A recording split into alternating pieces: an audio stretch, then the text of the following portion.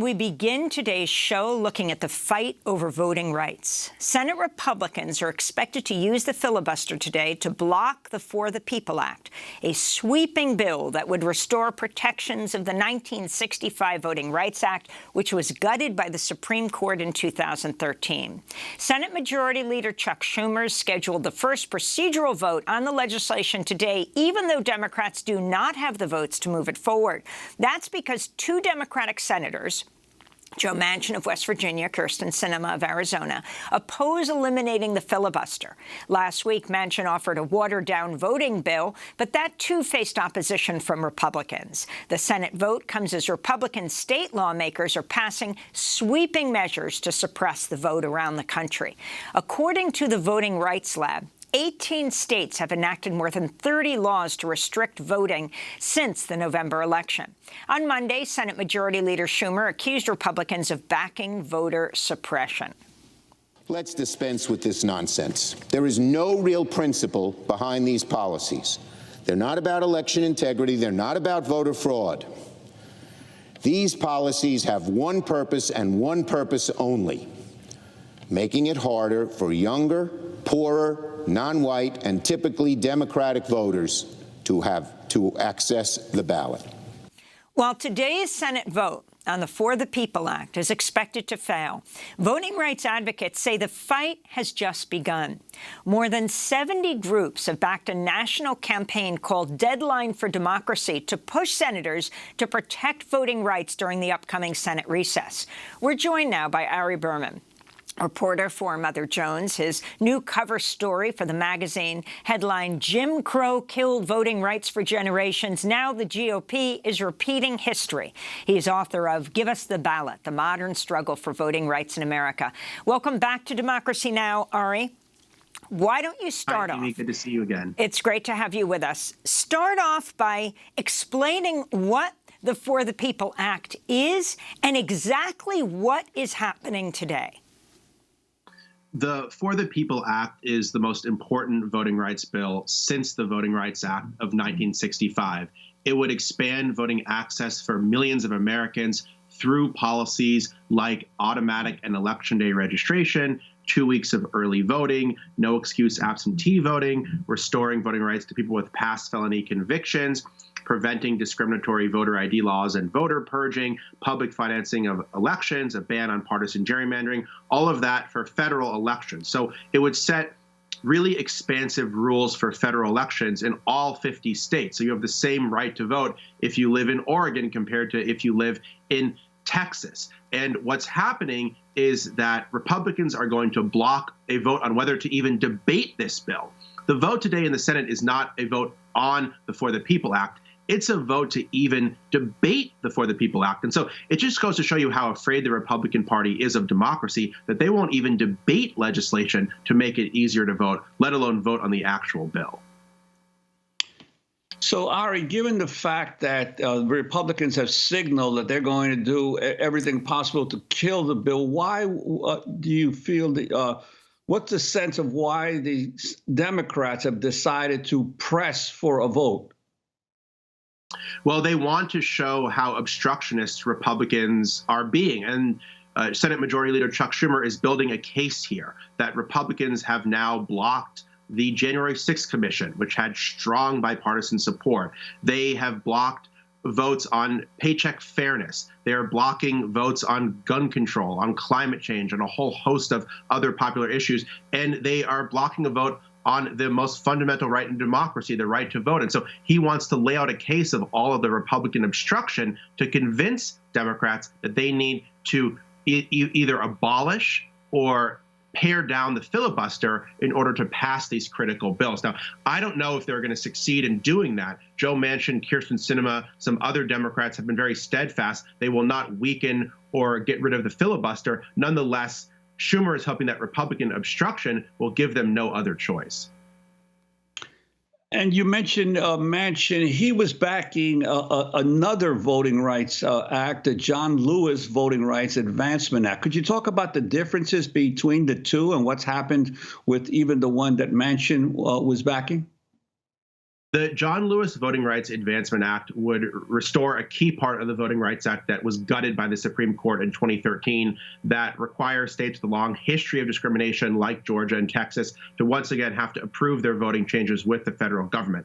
Now, what the John Lewis Voting Rights Advancement Act does is it blocks new voter suppression efforts in states with a history of discrimination, both in the past and present. But it would not block voter suppression laws that are already on the books, nor would it put in place policies to make it easier to vote nationwide. That's what the For the People Act does. And so these bills are really meant to work together. The For the People Act is meant to expand voting access all across the board, and the John Lewis Voting Rights Act is supposed to stop voter suppression in the places where voter suppression has historically been most prevalent. It's not an either-or thing. That's what Manchin has said, that he wants one bill, not the other, although now he's backing a revised For the People Act.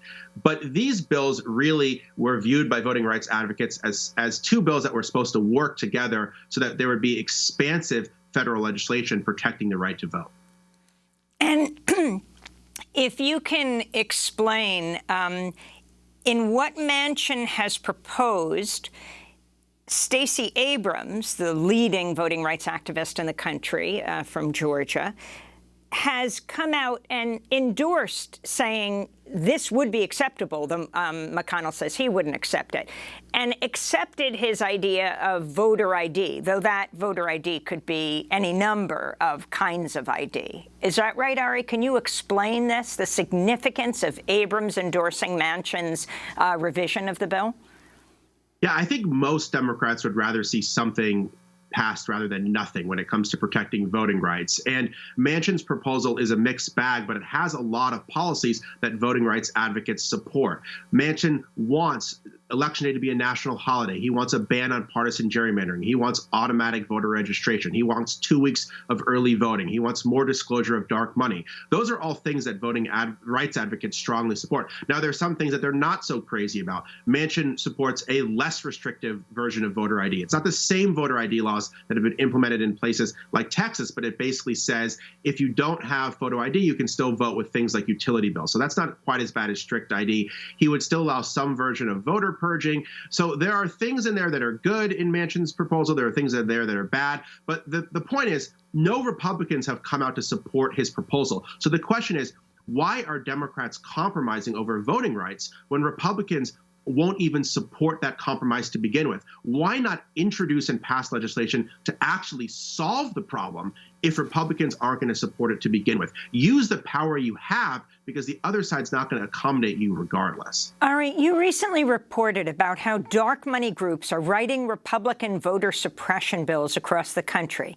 Your piece featured leaked video of Jessica Anderson, the executive director of Heritage Action for America, a former Trump administration staffer, speaking at a gathering in Tucson, Arizona in April. Iowa was the first state that we got to work in, and we did it quickly and we did it quietly. Honestly, nobody noticed. At the end of the day, the bill that Governor Kemp signed and the Georgia legislature marshaled through had 8 key provisions that Heritage recommended. We're working with these state legislators to make sure they have all of the information they need to draft the bills. In some cases, we actually draft them for them, or we have a sentinel on our behalf give them the model legislation. So it has that grassroots, from the bottom up type of vibe. Okay, so that's leaked video of Jessica Anderson, the executive director of Heritage Action for America, a former Trump administration staffer. Explain the significance of what she's saying. This was a really explosive video that Mother Jones published in conjunction with the watchdog group Documented, who obtained the video, showing that Heritage Action, the sister group of the Heritage Foundation, one of the largest right-wing think tanks, was actually writing model legislation for the states to make it harder to vote. They brag in the video that they wrote 19 provisions of a Texas bill, 8 provisions of a Georgia bill, 3 provisions of an Iowa bill. So you have a dark money group, we don't know its donors, raising millions of dollars from secret billionaire donors who are writing legislation, making it harder to vote all across the country. And Republicans have portrayed this legislation as organic, bottom-up legislation responding to the worries of their constituents, when in fact, you have dark money groups in Washington that are exporting a voter suppression agenda to the states. And that's the exact thing that the For the People Act would stop. The connection between dark money and voter suppression is exactly what the For the People Act targets. And what Heritage is doing is they are spending $24 million to make it harder to vote in 8 battleground states. And they are trying to block H.R. 1, which they say will destroy our democracy. And they are specifically targeting people like Joe Manchin to get them to oppose H.R. 1 and to keep the filibuster to prevent voting rights legislation from passing. Well, Ari, you mentioned the $24 million that are being raised for suppression. There was a report in the New York Times today that a Democratic-leaning PAC of Priorities USA is putting up $20 million for voter education and registration before the upcoming midterm elections. Could you talk about this whole battle over voter suppression in a historical context, its relationship to past efforts to suppress the vote in American history? Yeah, well, there's a lot of echoes about the voter suppression that's happening right now and the voter suppression that happened in the past. That's what my Mother Jones cover story about Jim Crow was about. The pattern that existed during the Jim Crow era and during Reconstruction was that you had new voters turn out. Black voters were enfranchised. That was followed by violence, fraud, intimidation to try to prevent blacks from voting. Then that was followed by attempts to change the laws to prevent blacks from voting altogether when states like Mississippi rushed to change their constitutions. And the same pattern is playing out today, which you had much higher turnout in 2020. You had new people turn out. That was followed by an attempt to try to overturn the election. Then that was followed by states rewriting their laws to achieve the same outcomes as the insurrection. And one of the key parallels between the Jim Crow era and today was that Congress had an opportunity to protect voting rights. They passed a bill in 1890 to protect voting rights. It passed the House. It was killed by a filibuster in the Senate. And that's why disenfranchisement laws were allowed to go forward in places like Mississippi and Georgia and Alabama and all across the Jim Crow South. And the same kind of pattern is playing out today, which is that Republicans are rushing to disenfranchise voters. The House has passed legislation to stop it, but it's going to be killed by a Senate filibuster. If that happens, Republicans are going to be able to undermine voting rights in the states for decades, and Democrats are going to be virtually powerless to be able to stop it. Finally, I want to ask you about Georgia and Arizona. Arizona is finishing up, they say, this week, their what some call their fraudit, the audit of so-called voter fraud. And many are concerned that's going to be used as a model around the country, including Georgia. At the same time, you have Georgia's Republican Secretary of State, Brad Raffensperger, saying he's removed over 100,000 names from the state voter rolls, saying most of them were linked to change of address or from residences where election mail had been returned to sender.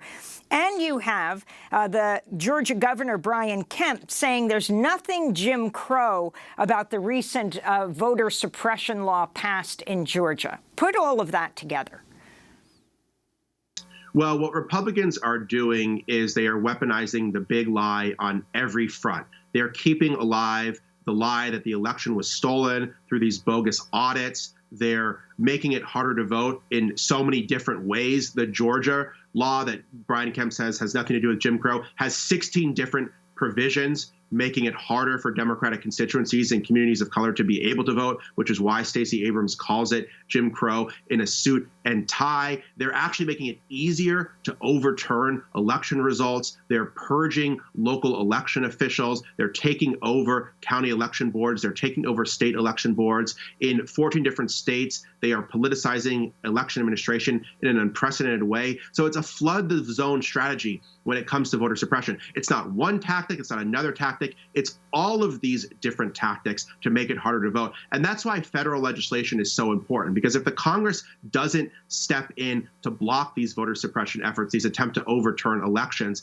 Republicans are just going to be emboldened, and they're going to go further and further and further. And the crazy things we're seeing in Arizona, the crazy things we're seeing in Georgia, these are going to become the new normal if Congress doesn't act.